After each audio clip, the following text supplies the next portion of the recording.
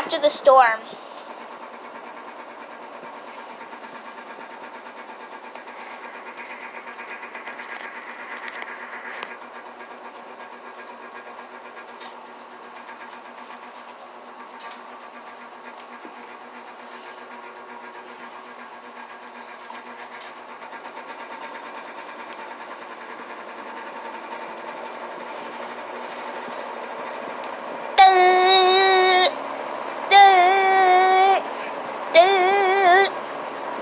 The National Weather Service in Blox County has issued a tornado watch for southeastern Blox County at 5:53 p.m.